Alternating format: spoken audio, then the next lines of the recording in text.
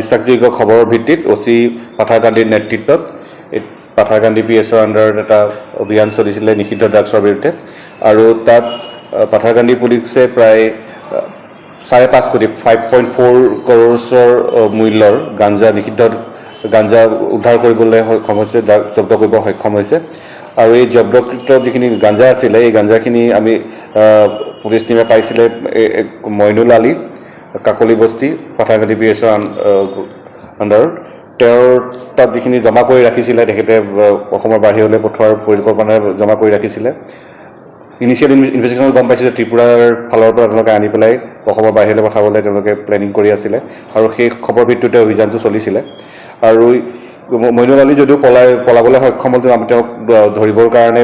police টিমে চিৰপি পুলিচৰ team লাগি আছে আৰু তাৰ লগতে এই ব্যৱসায়ৰ লগত জড়িত ৰাণা দাস নামৰ এজন ব্যক্তি 55 ইয়াৰ্ছ তেওঁৰ পাঠাৰকান্দিত PSৰ আণ্ডাৰতে ঘৰ তেওঁৰ ৰেচিডেঞ্চ তেওঁক এপ্ৰিহেণ্ড কৰা হৈছে আৰু এই ক্ষেত্ৰত অধিক অনুসন্ধান বাকী চলি আছে আৰু কোন জড়িত আছিলে ক'ৰ পৰা আনিছিলে বা ক'লে যিটো লৈ যাব বিচাৰিছিলে আৰু এই ক্ষেত্ৰত ক'ব লাগিব যে বজাৰ মূল্য হিচাপে যিখিনি আছে তাৰ 5.4 কৰোৰৰ হ'ব আৰু পাঠাৰকান্দি PSৰ ফালৰ পৰা বাকী অনুসন্ধান চলি আছে